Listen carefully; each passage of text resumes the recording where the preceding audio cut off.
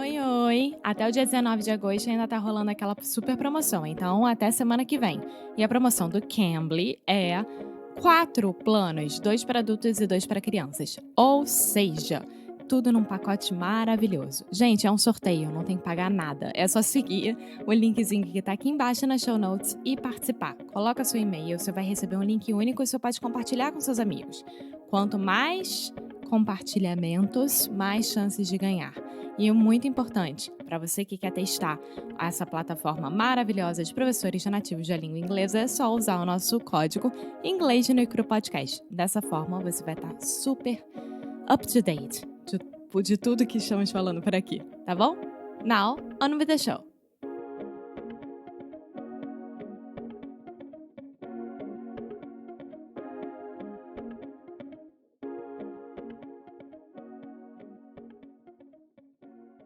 Hey, Alexia, how are you? What's happening? Hi, Foster. I'm fine. I'm fine. We are in Myrtle Beach. Yes. Yes. So you want to try that one more time? Where are we? Myrtle Beach. Okay. For some reason, Alexia always has problems with this beach. It's just Beach. in your head. Beach should be the easy sound for you. Yes, It's just that's true. beach. Myrtle Beach. Yeah. And technically, I would say this is a flap T. So we have 3 different T sounds in English. And I'm normally not saying Myrtle Beach. I say Myrtle Beach. Yes, I tried to do that today with my French teacher, and he understood Murder Beach. Yeah, there's some crime here as well. Anyway, Alexia, today we are talking about something completely different. We are going to talk about a book and productive habits. Nice. How does that sound? Everyone needs that. I sure as hell need that. Sure as hell that I need that. Yeah. Do you understand that when I say sure as hell? Uh-huh. Yeah. In general, you can add as hell to most phrases, and it just makes Hell it more yeah. intense, I right? feel like. Like, that was fun as hell.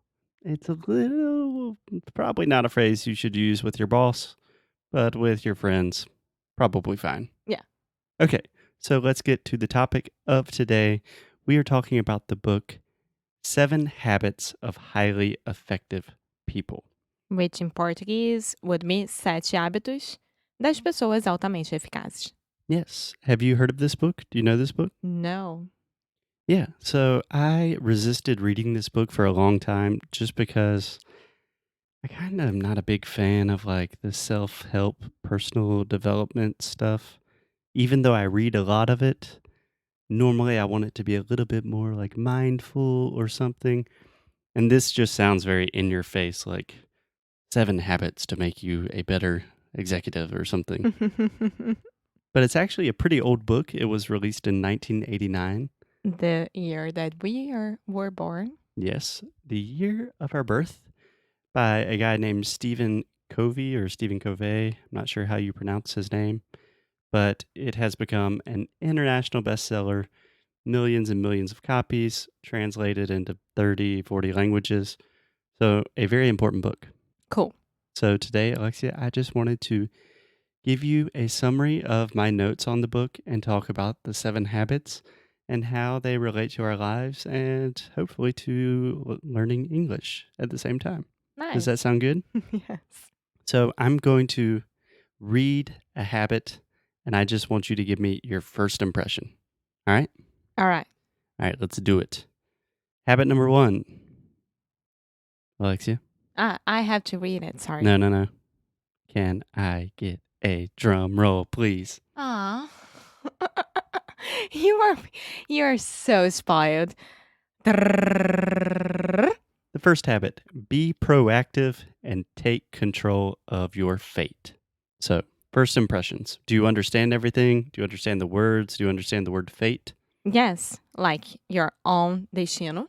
Yeah, fate is a synonym for destiny, right? Yes. So be proactive and take control of your own fate. I mean, only you can make your fate become a reality. Yeah, more or less. So can I just give you 2 suggestions real quick, Alexia? Uh-huh.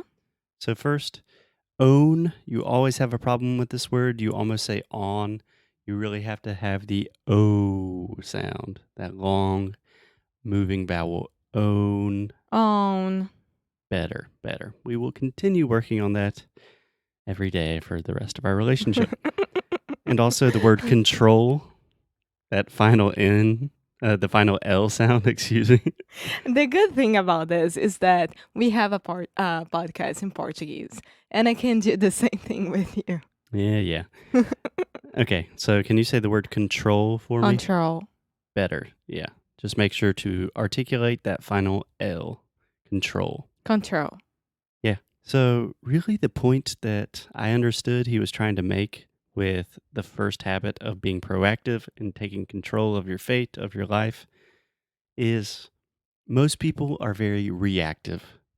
So, something happens, something bad happens, it's raining outside, and you think, ah, shit, today's going to be a bad day, right? And you're reacting to things.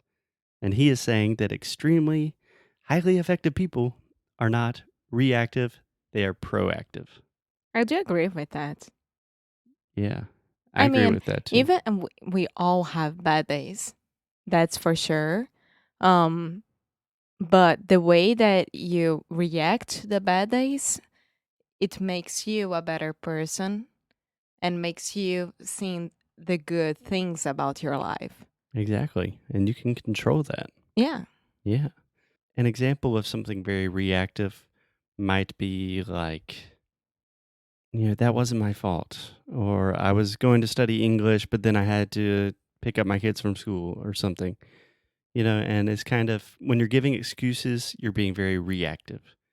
Can you think of some other examples of what more a proactive mentality would be? Yes. To find a solution to a problem. So imagine that you are living in a place that you don't have contact with your friends or anything like this, and you're feeling very lonely and you don't know the language that much. So I would look for a class of something that interests me. Mm-hmm.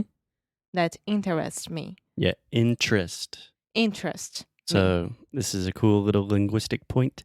So technically, the word interest is spelled interest, Mhm. but Americans, I'm not sure about British people, but us Americans, we are very lazy. And a lot of times when we have an unstressed syllable in the middle of the word, we just eat that sound and I just say interest, Interest. just like Pinterest, Okay. if that makes it easier for Yes. Alexia. So would be a solution. So we're not staying at home looking at the TV. Yeah. Yeah. For me, it's really just, it's something you can apply to all of your life. Things are going to happen. We have a saying, kind of an idiomatic expression in English, not a very nice one, but shit happens, you know, Okay. and shit will always happen. Bad things will always happen, and you will have to react to those. But you can't let that take over your life. You have to be proactive about the things you want. So I think a great example, just like you said, it's thinking about a solution to a problem.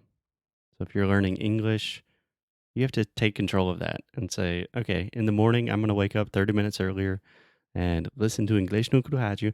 I'm going to laugh at Alexia. I'm going to think, nossa, Fausto é muito chato. And I'm going to be proactive about it. I'm going to get what I want. Or just like people who are very shy to speak English to the others. Like, no, stop that. You were born to speak other languages. You just have to start talking. Once you start talking, you'll be fine. Yeah. Yeah, we talk a lot about confidence and stuff on this show. So if you need other resources, how to overcome shyness, we have a lot of tips for you in other episodes as well. Yeah. Okay, Alexia, let's go to habit number 2. Habit number 2, can I get a drum roll, please? Habit number 2, begin with the end in mind. Begin with the end in mind. This is probably my favorite. Tell me your first impressions. I like it. I love it. I It's want some more of it. I I like it. I love it. I want some more of it. it's the way I work and I live my life most of the days. So Oh, yeah? yeah, Man, you must be a highly effective person. I'm not, but I'm trying. I agree with this, but I never do it. No, I have some objectives, Objectives. objectives, I would say goals. goals. Like, for instance, today, oh, I have to finish the blog post. So I know that I had to finish the blog post and I will work with this the whole day to get this done. Yeah. More or less like this. Yeah. So he explained this in a very interesting way in the book that any decision you make in life, anything you do in life, really has two parts. First, it has the part where you have the idea that you want to do that, and then it has the execution that you actually do that. So if you just start doing something and you don't know why you're doing it and you don't know how you're doing it, it's probably not going to work out that well. No, it doesn't make sense at all. You should do only things that you know how to do it. Yeah. Like, not you're gonna learn how to do it, but things that you know that there is a proposito. How do I say that? There's a purpose. Yeah. Yeah. And it's not necessarily that you need to know how to do it. You need to know why you want to do it and yeah, just what your motivations are. Yeah, just like I am learning English because, Yeah. Can you answer that question for me? yes, because I want to communicate perfectly with your family, with you, with your friends, with your country. So Excellent. this is my Excellent. main reason. Excellent. So he said something extremely interesting in the book that the more precise, the more clearly that you can visualize and have an image in your head of what the end goal of what your primary objective is, the more likely, the better the probability of you achieving that goal actually is. So I always recommend to my students, like imagine what you want to do with your English and think of the most precise situation possible. Like in a bar with 5 other Americans and you want to communicate perfectly with them. That's it. It's a very precise Yeah, thing. it totally depends on the person. Yeah. But for example, I teach a lot of medical students and doctors. I know that a lot of them, they want to be in a hospital in the US. They want to be in the emergency room, and language is not an issue at all. No one is judging them because they're English. They're speaking with confidence. They can visualize that perfectly. And when they have that visualization, nossa senhora, when they have that image in their head, that really gives them a lot of motivation and it's easier to achieve it when you have that precision. Does that make Nice. sense? Yes. So I think we should do one more habit Yes. and then we'll keep the other ones for tomorrow. So, habit number 3. Habit number 3, put first things first. Yeah. To priorizar. Yeah. Do you know that word in English? Prioritize. Yeah. Prioritize. It's so hard. Prioritize. Yeah. That's one of those words with a lot of R's that you can kind of don't really have to pronounce all the R's. You don't have to say prioritize. Prioritize. You can say prioritize. Prioritize. Yeah. Or you can just say, think about what is most important. Yeah. Yes. So, what are your first impressions about this when he says, put first things first? It has a lot with the second habit. I think that one depends on the other. Yes. Okay. Do you want to explain more? Um, Again, with the same example with the blog post, right? I know that I have to get this done by the end of the day, and I will prioritize this and not start another project because I know that I have to Yeah. get this done. It's a very, very easy example, but I think that people can understand, like, prioritize what's more important for you. Yeah. So, really, the way he explained this in the book is everything that you do in your life has a certain amount of importance to you, right? Yeah. So you have your family, you have your job, you have your activities that you do for fun, you have your friends, and these things are more or less important to you. And you have to decide today or this week or this month or this year, what is most important to me? And that should be first. Put that first. So if we put it in the example of language, if you really want to improve your English, if you don't prioritize it, then it will never happen. So, what people should do about it? What should people do about it? What should people do about it? Yes. Very common mistake from Alexia is you want to have the question word, then a verb, then the subject. I do it pretty great with like did and do, but when it comes to should, I always make this mistake. Yeah. So I should prioritize this. Yeah, exactly. Good job. Good save. So what people should do about it Mhm. is if you think about it and you decide, okay, English is super important for me, for my life, for my job, whatever your motivation is, if you make the decision that English is a priority, then you have to find a way to make that maybe not the most important thing. Like, we're not talking about your family or something, but where you're going to do that every day. So maybe that means you have to wake up a little bit earlier. Maybe that means after work every day when you're returning from work, you listen to podcasts and train English. Maybe instead of listening to music every time you go to the gym or exercise, you're studying English. And it's just making it non negotiable. Yeah, make things happen. Exactly.